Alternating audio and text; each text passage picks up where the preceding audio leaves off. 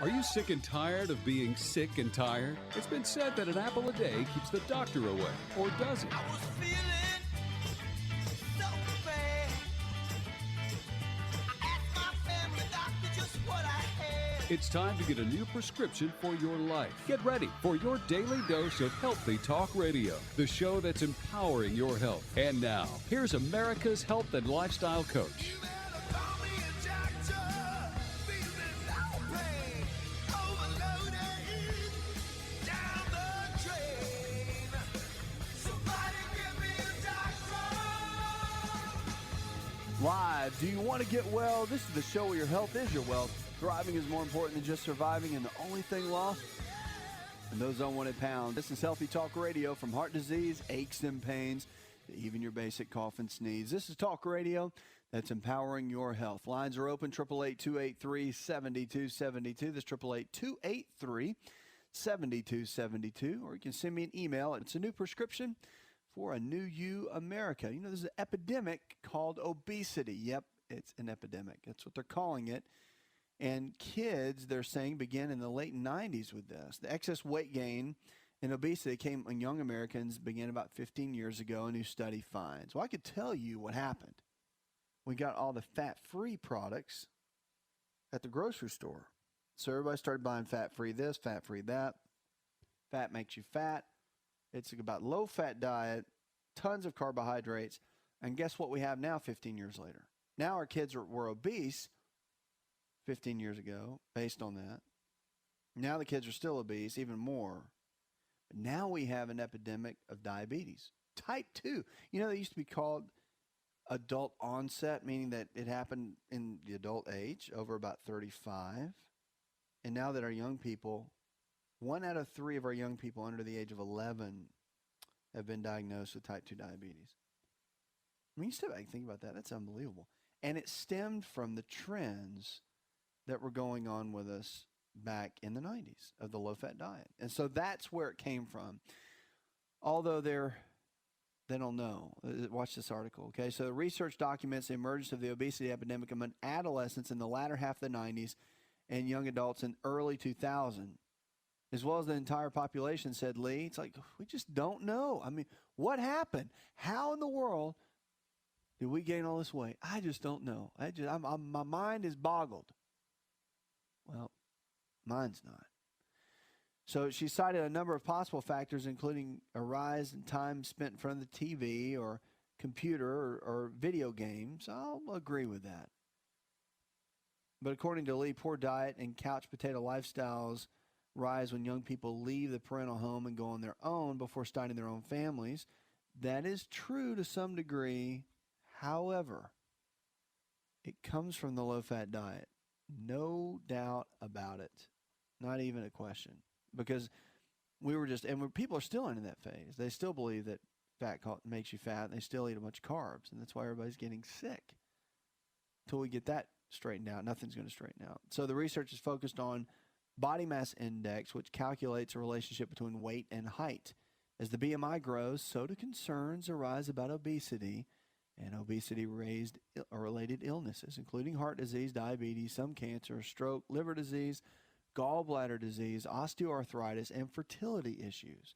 According to the U.S. Centers for Disease Control, the CDC, about 1/3 of Americans are now either overweight or obese, with slightly more women than men affected. The study of about 100,000 adolescents in the different databases they studied for BMI, and they found that the overall BMI increases started earlier and rose faster in females versus males.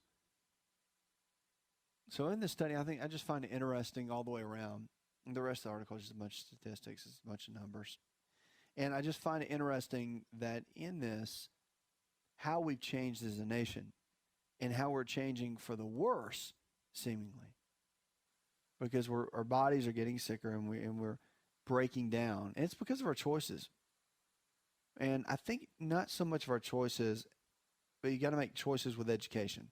And if we don't educate, if we don't empower people, if we don't really tell the truth about what it is to be healthy versus what it is to be sick, what it really means, if we don't really get down to that, then that's going to be our challenge. And so my hope is as we move into this next decade that we're headed into, with the thoughts of where is our healthcare system going, there will be a lot of standards that will stay the same, but I think there's going to be a lot that changes. And the people, the public, are going to demand it. And as they demand it, the need will be filled. And it'll be interesting to see how this whole thing plays out. So that is my hope for this, because what happened 15 years ago, now we've got all these kids that are obese with diabetes. What's going to happen in the next 15 years if we don't do something radical? We have to change. There is no way around it. We have to make some radical changes to get those radical results. 888-283-7272. Let's talk to Michael now. Hi, Michael. I was driving through North Carolina, I guess, one night, and I picked up your station. I was so happy to hear about it. Well, let me tell you, That's great. I'm 21. Today's actually my birthday. All right.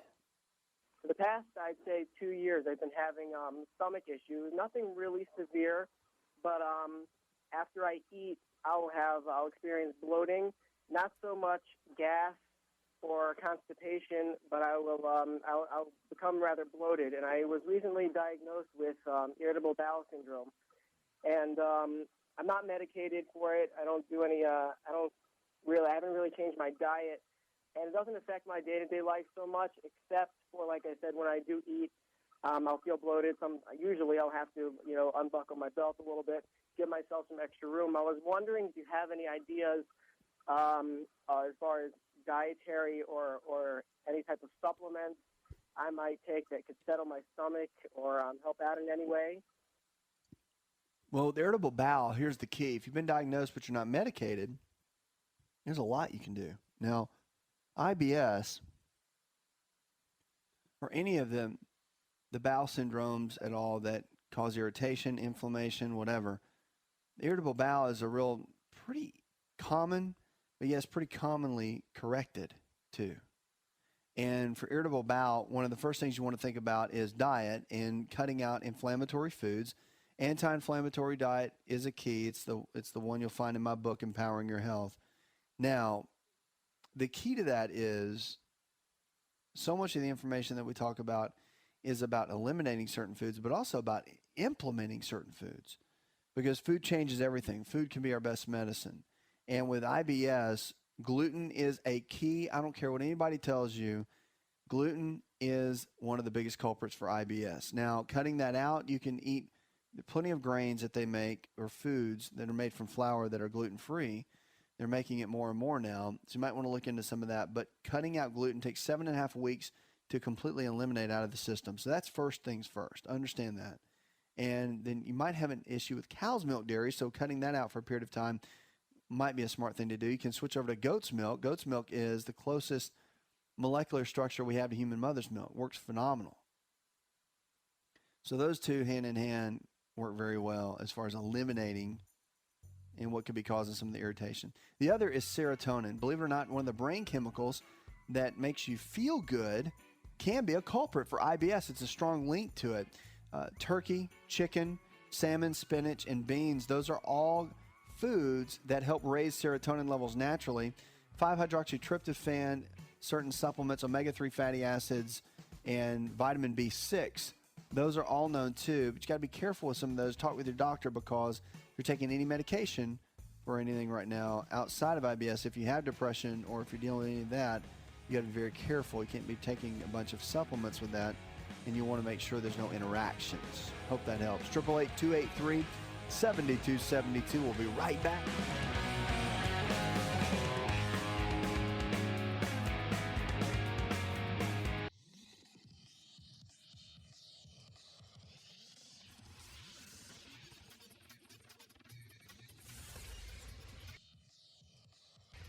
To find out more, connect with On Call Radio online at InShapeNetwork.com.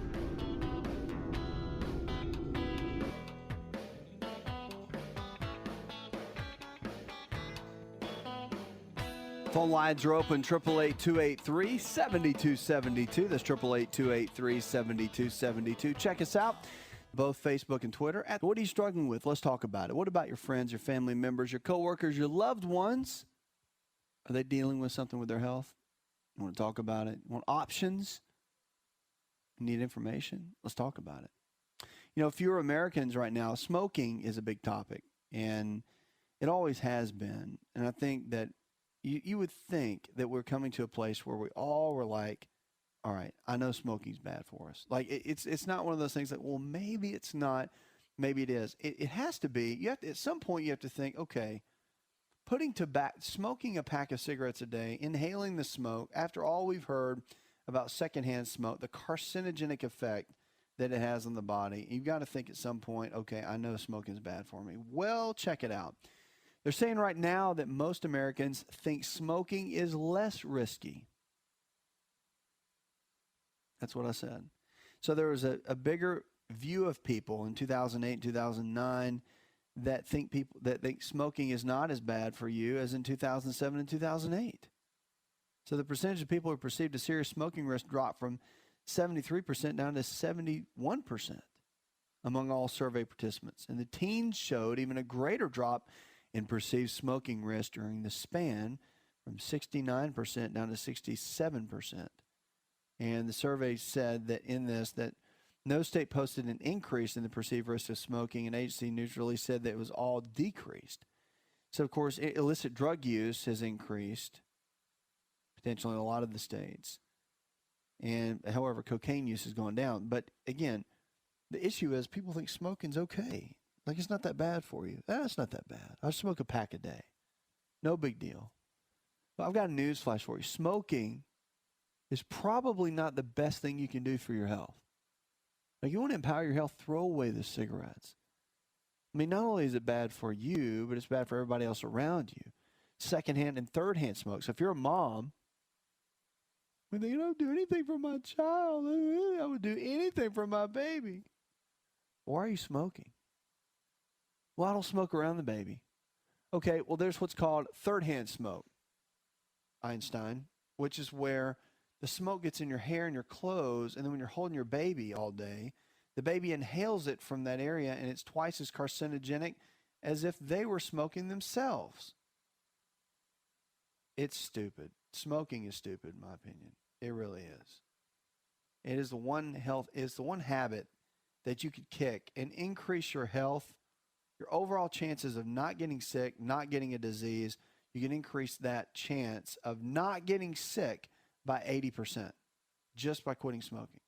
So if you're worried about heart disease, cancer, diabetes, arthritis, you're worried about everything that your mom or dad had, and you want to increase your chance of not getting it and your body breaking down, cut out smoking. It'll increase your chances of overall health by 80%.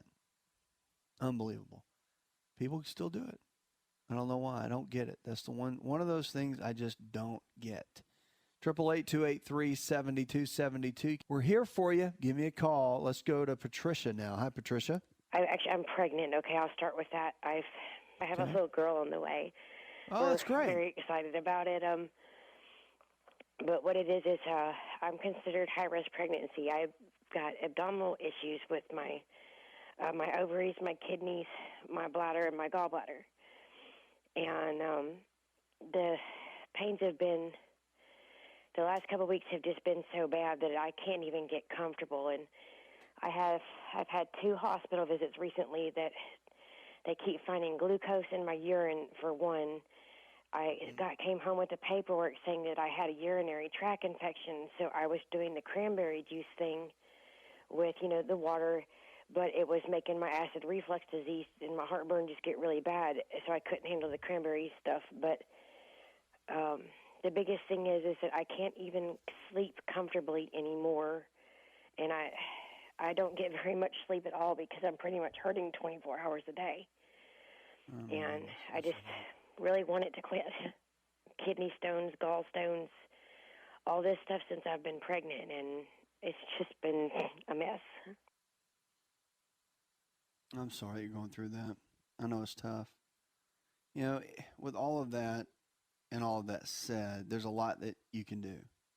And one of the biggest issues and really challenges for you is going to be radically changing a lot of your lifestyle choices. And when it comes down to it, you focusing on cutting out inflammatory-based foods is going to be the first one, because you've got a lot of issues going on, but nothing's going to change until your choices change, and that is the reality of it. So we can sit here and break down each one of those one by one, but I think that one of the wisest things that you could do, I mean, for gallstones and for a gallbladder that's not functioning that well, in helping the body cleanse that out, there's a liver gallbladder flush that's in my book that works very, very well. There's certain supplements that can help, glycine and taurine. There's protocols for that can be helpful. Kidney stones, stay away from calcium oxalate. That's what forms the stones. How do you do that? Well, there's oxalic acid in most of the dark leafy green vegetables, and your body probably does not process them that well. You probably have low vitamin D levels. I mean, the list goes on and on. We could go on and on about it. But the reality is, at the end of the day, one of the best things you can do is change the way you eat. Change the way you eat, change the way you live. You really will. It'll change your overall health. So that's what I want to encourage you to do, is to make some new changes, to know that, in the middle of having a baby, getting ready to have a baby, and going through all the joy and the pain of all of it, of the process of pregnancy, having a child, nursing a child, doing all of that, if that's what you choose to do, is an exciting time. But you have to make best choices for you. And of course, whatever you do is going to impact the baby at some level. So getting your nutrition right, remember, health comes from the inside out. And if we begin that phase of thinking and ingrain that in us, then we're on our way to better health. We're on our way to extraordinary health, to live the life that we deserve.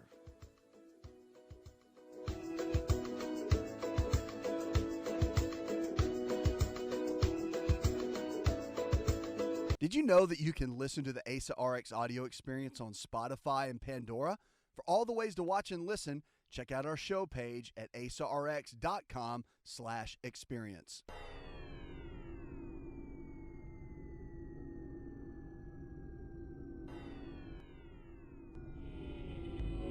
To find out more, visit the show online, InShapeNetwork.com.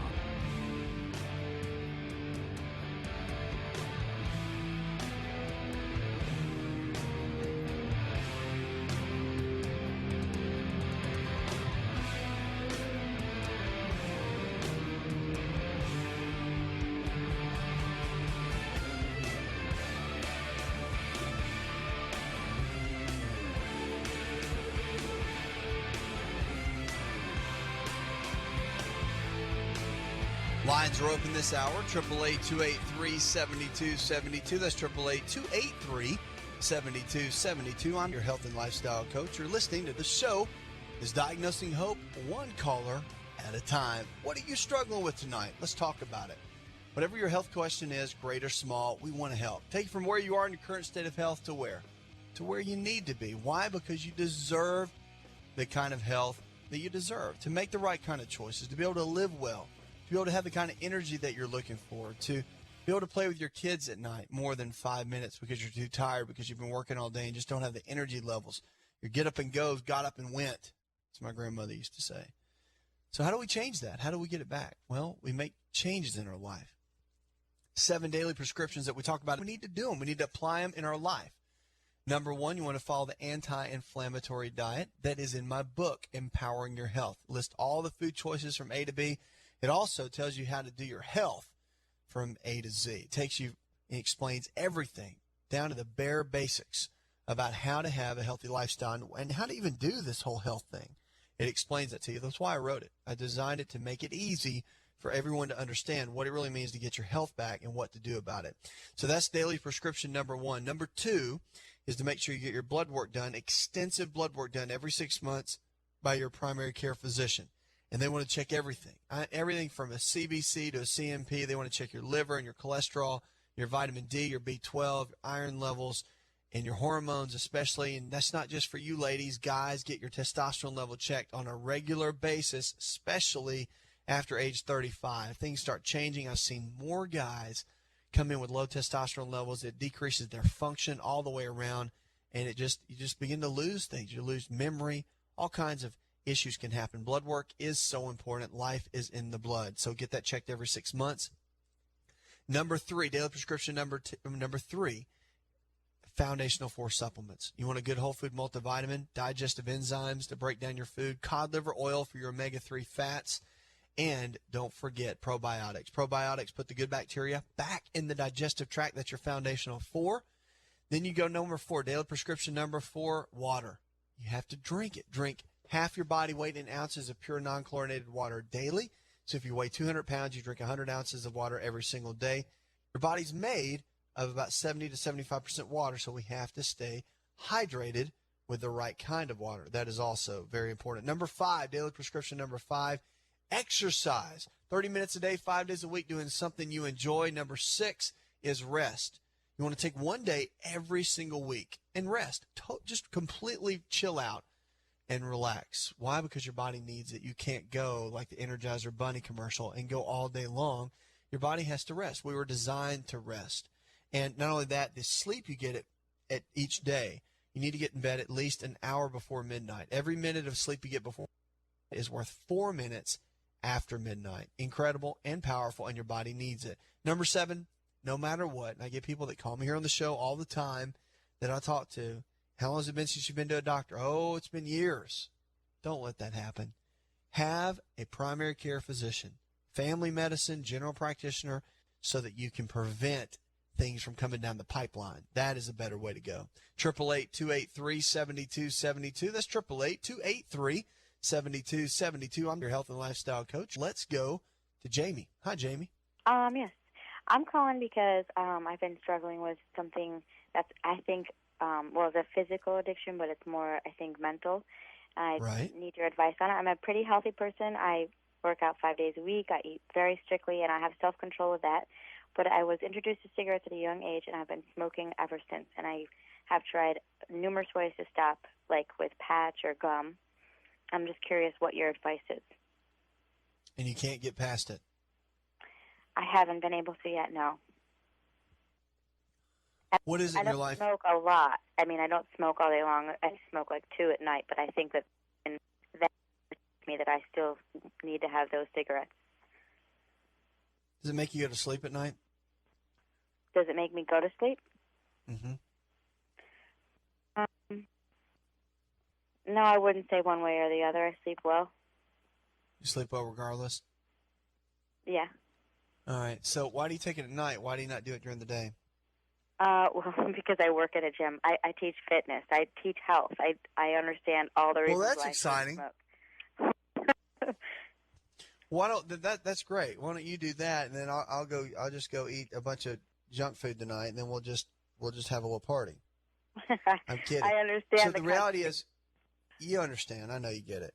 Well, but the reality is, it's more of a mental addiction. What I'm trying to figure out is where the mental addiction's coming from. Are you trying to control something in your life that you feel like you can't control? No, I really enjoy it on my way home from work. I just have a couple, and then that's.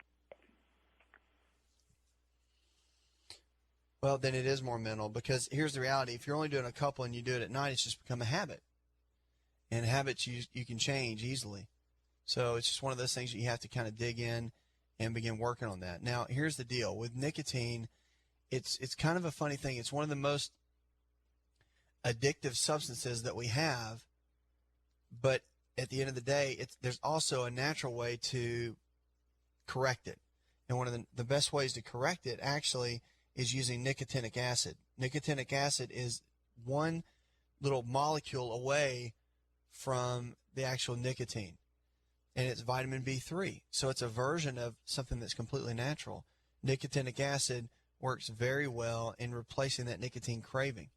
So you could start taking it, do about 1,000 milligrams 3 times a day, and it might not even be something that, having used something like nicotinic acid, it might just be something as simple as replacing behavior.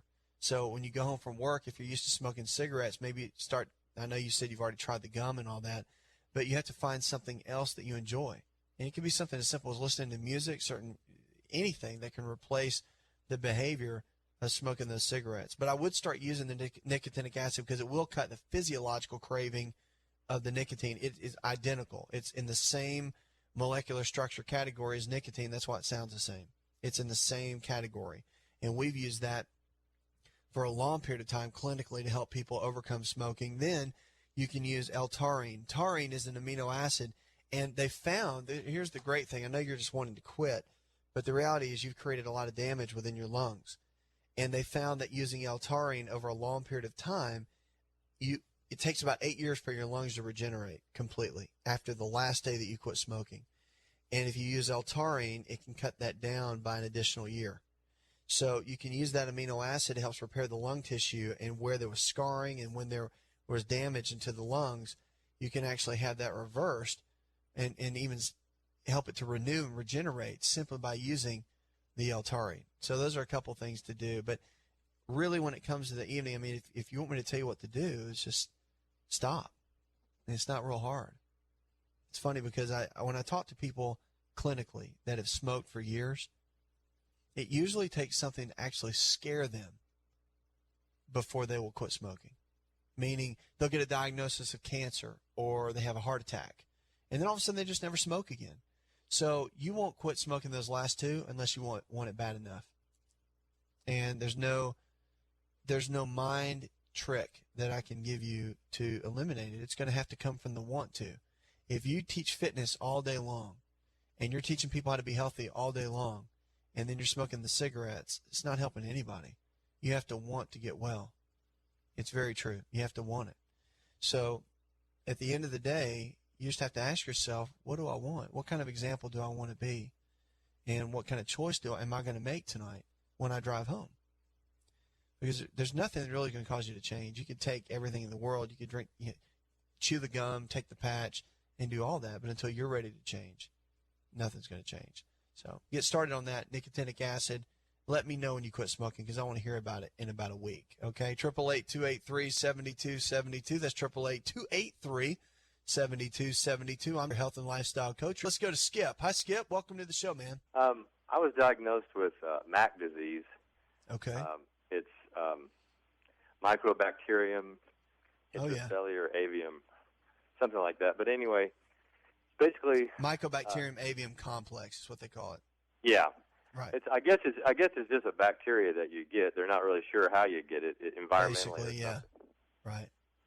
But they want you to take these powerful antibiotics for 12 to 18 months.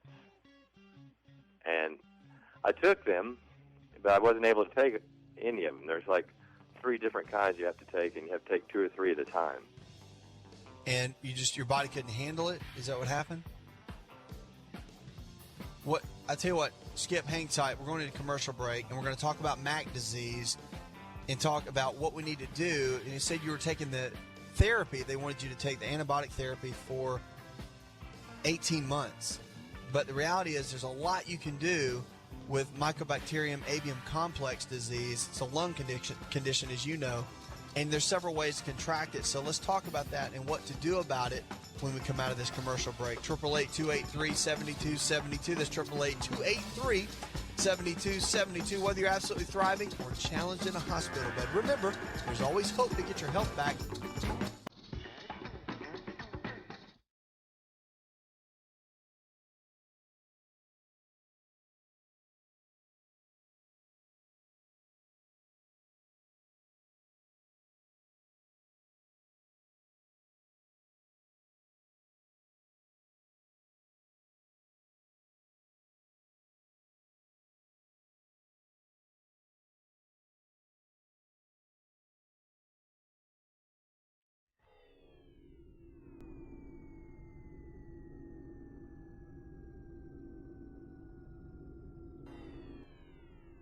Connect with On Call Radio and watch On Call TV at InShapeNetwork.com.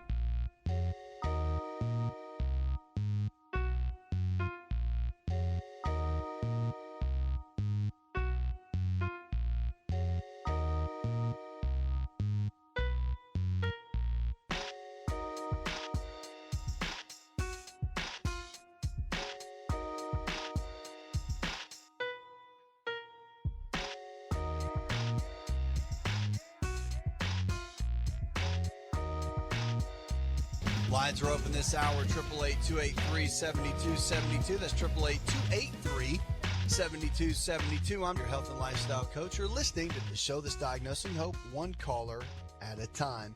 Going into the break, talking with Skip. Skip's been dealing with, or been diagnosed with and dealing with, MAC disease. MAC disease is a lung disease, and it's caused by mycobacterium. They call it Mycobacterium avium complex. That's MAC. Lung disease. And so they put you on a series of antibiotics, Skip, and they're wanting you to do that for 18 months, correct? Yeah, 12 to 18. Yeah, right. It's standard treatment. Yeah, it was really powerful antibiotics. Big time. Yeah, I got chills and just about every symptom you can imagine. Kind of like the flu on just about everything I took. Oh yeah, definitely. It can do that, and everybody reacts differently. So you were just in a place where you couldn't. So you couldn't take them, and you weren't able to finish, right? Or did you finish? I did not finish. I was not able to take them more than really about 10 days was the most I could take any one of the treatments they gave me. Okay. There was 3 different. I tried it 3 different times. I took it was mycobutyn and ethambutol and something else. I think Rifatin or Rifabidin and I took it along with Zithromax at the same time. Oh yeah, yeah, Z-Pack. Yeah, it's they're all strong antibiotics. Really, really tough on the system. How are you doing now? Well, I mean, I have pains in my chest more of if I move a certain way, but basically, you just cough up a lot of mucus. It's nonstop. Yeah, and there's one of the symptoms is fatigue. You don't feel good, and I can. It's more of a sensation in my lungs than anything. But what are they telling you now? Since you couldn't take the antibiotics, what did your physicians tell you? Well, to be honest with you, I was kind of fed up with my physician and didn't even tell him I was done with the last bit of antibiotics. So you just kind of threw your hands up and said, kind of forget everybody. I'm just going to try to do this on my own. Yeah. Well, this didn't seem to be, that concerned with me. I was just fed up. Yeah. I get that. And just so you know, there comes a point too with some physicians, and there's what's called standard of treatment or standard of care. Right. And it's literally some physicians can be just like robots. And it's there. Here's the book. Here's what the physician's desk reference says. Here's what the treatment is, and it is what it is. And when you ask 10 different questions to think outside the box, you just get deer in the headlights. Exactly. Well, I mean, here I was taking 3 different powerful antibiotics, and on the third try, you think you'd hear from them, like, how are you doing with that or anything, but I didn't hear from them. So I know I probably should have called and said, hey, I can't take this either. You always want, no matter how frustrated you get, don't do the silent treatment. It's just not a good thing. I guess I kind of felt like that was the last thing we could try as far as she was concerned. And so, I guess I just figured, well, the next step was pursuing some sort of natural treatment. There's some things you can do, and I'll throw them at you, but I'll tell you this: you definitely need to work with your doctor, hands down. Even if you just say, hey, look, I'm going to take some time, see if I can work on some things on my own. I'll check back in with you in a couple of months. No big deal to do that. It's really not. It's fine to go that route. So, and that's what I would encourage you to do, just so they're, she or he, so they're in the loop a little bit. But because MAC's, it's a really challenging lung condition. You don't want to play around with it for sure. But we got to focus on building the immune system right now. And you want to do something to kill the organism. I mean, even if you could get away with one of the antibiotics through that process, through a short period of time, 18 months is a long time. It is. Let me throw some things at you, and you make the decision on what you want to do. Check with your doctor, and you guys come up with a protocol. And I'm telling you that clinically, when we've seen that, we've seen the antibiotics work well, but we've also seen some natural treatments work well. So end of the day, you want to strengthen the body, and you want to get it to where it can fight.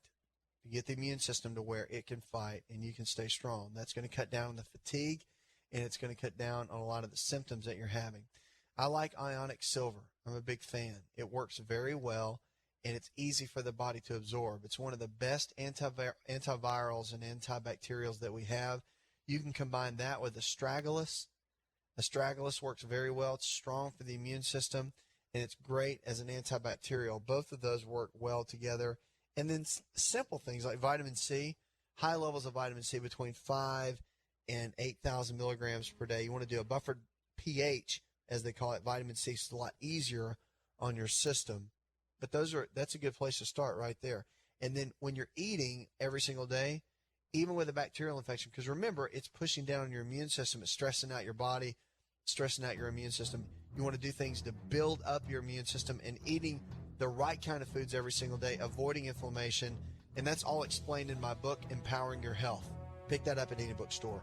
But I encourage you to get started on a couple of those things, and it will help. It'll start strengthening the body, building up your immune system, and that really is what the goal for you is right now. And I would still talk to your doctors. Now, here's another key. You can start using probiotics. Probiotics can strengthen the immune system in a major way and allow your body to break down a lot of the bacteria and rebuild the good bacteria. So that's something you want to look into as well. But get a copy of my book, Empowering Your Health. I think it's going to help you quite a bit. Remember, there's always hope to get your health back. 888-283-7272.